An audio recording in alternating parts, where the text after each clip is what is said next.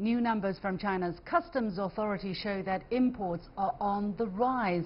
China's foreign trade volume reached 30.5 trillion yuan, or about $4.5 trillion in 2018, up 9.7% year-on-year, reaching a record high, according to data released by China's General Administration of Customs on Monday. Meanwhile, China's trade volume with its three largest trading partners, the EU, US and ASEAN countries, rose by 8%, 6% and 11% respectively. And the EU countries were China's top trading partner, with the bilateral volume reaching about $2/3 of $1 trillion.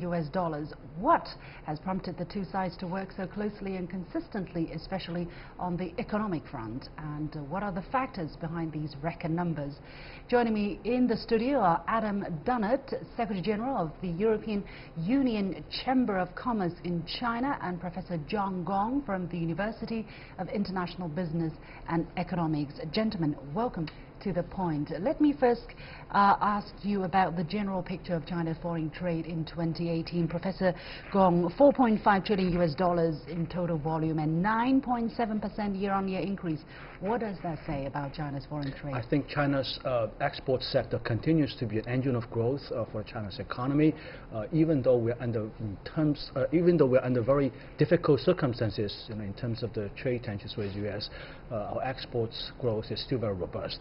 But on top of this, our imports also continue to increase much more faster than our imports, way much faster than our imports. I think that has a lot to do with the government's initiative to try to increase imports to China, to try to strike a balance between exports and imports. What are the factors, however, that really are so powerful to drive foreign trade to grow despite the negative circumstances we're witnessing? I have only one phrase to say. That's just everything to do with the global value chain. There are intense, very large, intensive GVC network centered around Northeast Asia, and China plays a very important role in this, in terms of trading with North America, in terms of trading with European Union countries, and also in terms of trading with the ASEAN countries. These are the three largest trading blocs with China. This is very powerful. It's very difficult to sabotage between players within this global value chain network, and I think this is the driving force behind everything. Adam, were these numbers surprising to you, and what do you think of the factors prompting such growth? Not really, actually. I mean, China's trade growth has continually been in double-digit numbers for many years. It's been slowing as with the new normal situation. But in 2018, the government took substantive measures to reduce import tariffs. So China actually has become more attractive for many countries in the world to export now. So, vehicles, for example, have gone from 25 down to 15%. Spirits and wine have had massive cuts in tariff imports. So this is a real opportunity for, Scottish whiskey producers or French cheese producers, and for many European companies. Let's look at the numbers about European countries. As I said, the EU is continuing to be China's largest trading partner. Actually, it has been like this for the past 14 years. Congratulations. And China is now EU's second biggest trading partner behind the United States. So what have prompted the two sides to keep coming closer in terms of trade and expanding it? Well, part of it is just the beauty of the European Union itself, the single market. So when Chinese companies or European companies or anybody exporting from China to Europe, they can export to Rotterdam, and their goods can find their way to cities in Madrid or Rome. So it's the market itself which has grown as we've added more member states to the European Union itself. But also the ties between the EU and China are just naturally very, very strong. There's a lot of similarities and complementarity. So what's interesting is not only has the absolute volume grown as well, but actually China has become an even more important partner for the EU, because the intensity of that relationship, 20% of EU's imports globally now come from China, up from about only 15% 5 years ago. What are the...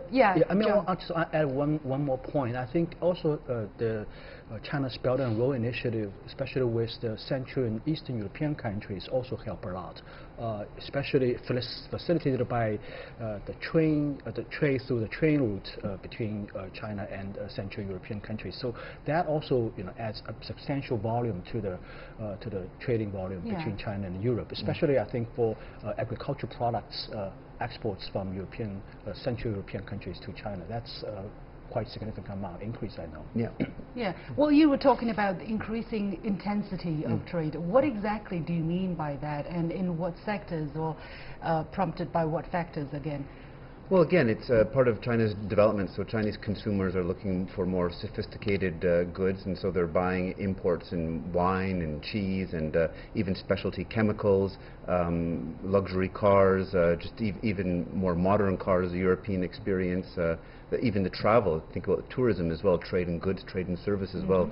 Many Chinese individuals are traveling to Europe as well. So there's a whole stream of goods and products that are now being voraciously consumed by Chinese consumers, which is good for European companies. Yeah. What do you read into the growing balance of trade between the two sides? I understand that China's exports to EU was about 1/3 of a billion euros, and its imports are 0.2 trillion. Probably one. Oh, sorry, yeah, 1/3 of a trillion euros, and then imports from the EU to China was 1/5 of a trillion euros. What kind of trend has that balance been experiencing? So yes, the EU does have a trade imbalance with China as well. It's not as acute as the situation with the US, but it has improved steadily over time.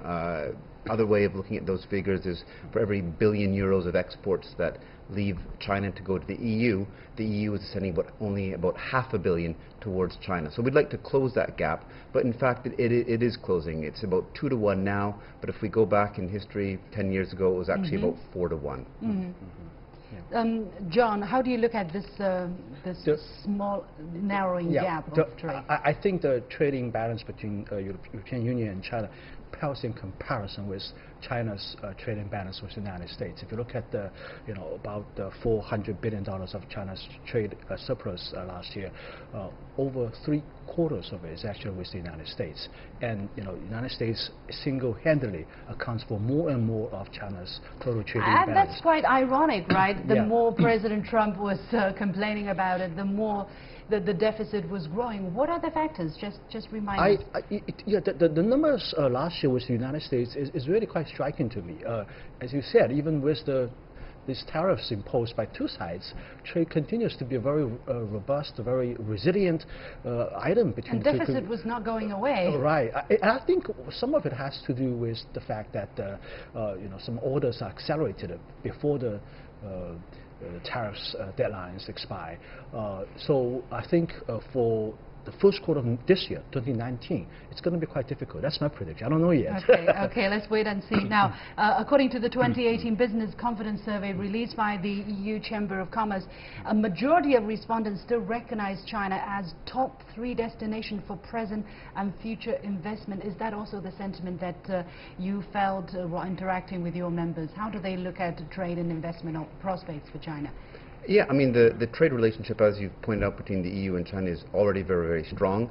The investment relationship could do better, quite frankly. There are ongoing negotiations between the EU and China to potentially sign an agreement on investment.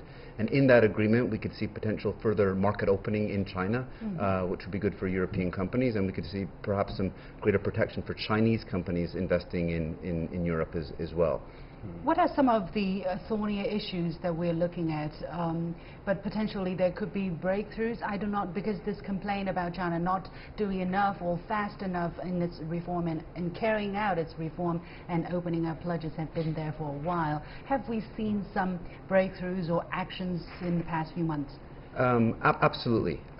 We recently published a report called 18 Months Since Davos, and according to our analysis, we've seen more reform happening in China in the last 18 months than we have in any period since China acceded to the WTO. That said, I think there's a lot of pressure on China to do more. We'd like to see we'd like to see reciprocity, reciprocal treatment for our companies. So, for example, if you look in the auto sector, China wants to grow e-vehicles, huge potential.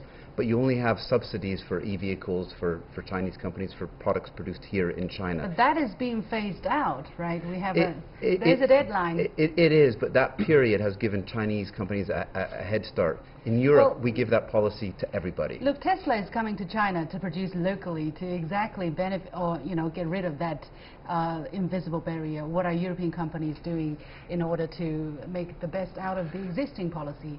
So they are interested. Some have come. Some are looking at coming. But I mean, the biggest challenge we see here in China is the regulatory environment. So you're saying you're right. They're going to phase it out, but there's still a wide range of subsidies that are given in this sector in very often specific in technical ways. So, for example, again, in the auto sector, you can benefit from those subsidies. Some European companies can benefit if you're here in China, but you have to use Chinese parts. So the battery supplier, for example, has to be from an approved list of Chinese manufacturers, where some European companies might say, well, actually, I'd like to use, you know, a battery from another country or from my own country. So you have to follow the Chinese roadmap to benefit from the Chinese preferential policies. People, yeah, okay, the nitty-gritties we're not going into in there, but I think the general idea of this reciprocity is very much debatable. I mean, I agree that countries need to treat each other on most equitable way possible, but yet again, there are so many different circumstances within different markets, the legal environment, the level of development, the level of per capita GDP is so vastly different. How can you have, you know, this reciprocity is a little bit ridiculous to me.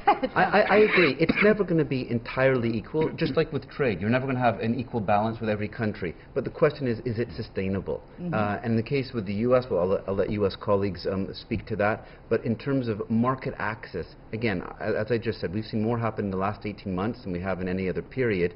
Been great on the manufacturing side, but we see a lot more that could be done in services, in legal services, in construction, in telecoms, for example. So China's moving in the right direction. It's just, can we get to move a little bit faster? That's what we'd like. Yeah, John? I guess in terms of the subsidies on the electric car industry itself, I think China probably, the government probably invokes that infant industry argument because it's just been newly developed. But if you look at the traditional automobile industry, I'm talking about the ICE cars, you know, internal combustion engine cars, I think there is already equal footing right now in China.